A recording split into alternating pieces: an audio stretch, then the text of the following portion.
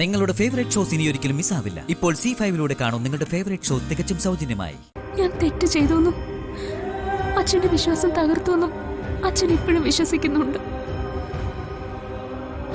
എനിക്കറിയാം, ആര് പറഞ്ഞാലും അച്ഛൻ ആ തീരുമാനത്തിൽ നിന്ന് മാറില്ല എന്ന്. എല്ലാ കുറ്റങ്ങളും സ്വയം ഏറ്റുകൊണ്ടും മനസ്സ് വേദനിപ്പിച്ചതിന് മാപ്പ് പറഞ്ഞുകൊണ്ടും എനിക്കൊരു അപേക്ഷയുണ്ട് അച്ഛനോട്.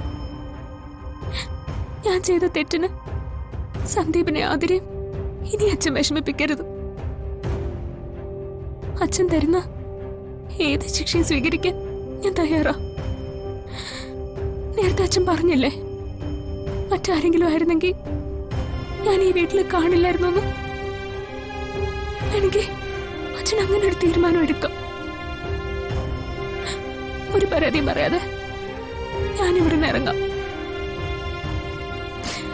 പക്ഷെ എന്നോടുള്ള ദേഷ്യം അച്ഛൻ സന്ദീപിനോടും അതിനോടും തീർക്കരുത്. ഒരുമിച്ച് ജീവിക്കണമെന്ന് ഒരുപാട് ആഗ്രഹിച്ചവരവര് തമ്മിൽ പിരിക്കരുത്. എന്നോട് അച്ഛനൊന്ന് ക്ഷമിക്കാൻ പറ്റില്ലെങ്കിൽ ഞാൻ ഇനി നിർബന്ധിക്കില്ല. പക്ഷെ എന്റെ ഈ ആവശ്യം അച്ഛൻ അംഗീകരിക്കണം. ഞാനിവിടെ വന്ന നാൾ മുതൽ അച്ഛൻ എന്നെ കാണുന്നതാ. ഒരിക്കൽ പോലും അറിഞ്ഞുകൊണ്ട് ഞാൻ ആരെയും വേദനിപ്പിക്കാറില്ലെന്ന് അച്ഛൻ അറിയില്ലേ? എന്നെ അത്രമാത്രം സ്നേഹിക്കുകയും വിശ്വസിക്കുകയും വാത്സല്യം തരുകയും ചെയ്ത ആളാ അച്ഛൻ.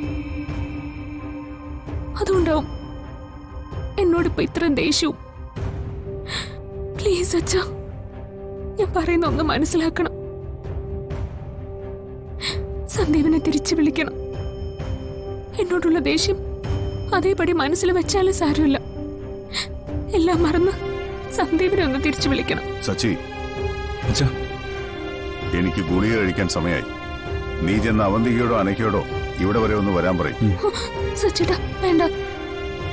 അച്ഛനും ഞാൻ എടുത്തു കൊടുത്തോളാം. അത് വേണ്ട.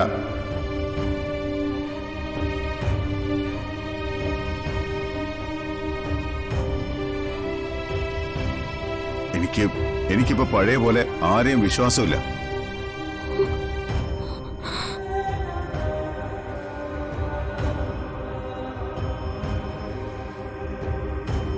അതിന് കാരണം എന്റെ അനുഭവങ്ങൾ തന്നെയാ. എനിക്ക് ചുറ്റുമുള്ളവർ മുഖംമൂടി ധരിച്ച് അവസരം കിട്ടിയാൽ ചതിക്കാൻ മടിക്കാത്തവരുമാണെന്ന് ഞാനിപ്പോ വിശ്വസിക്കുന്നുണ്ട്.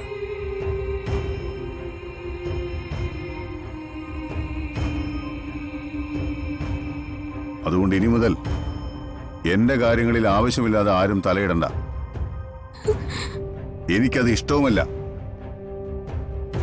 ഇങ്ങനൊരു തീരുമാനം നേരത്തെ എടുക്കാത്തതാണ് ഇപ്പൊ നടന്ന സംഭവങ്ങൾക്കൊക്കെ കാരണം.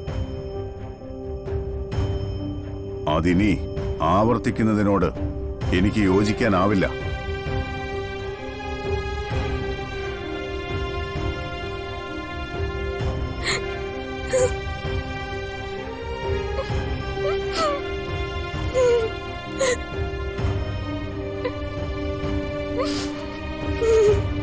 ഡൗൺലോഡ് ചെയ്യൂ C5 ആപ്പ്. കാണൂ എല്ലാ എപ്പിസോഡുകളും സൗജന്യമായി.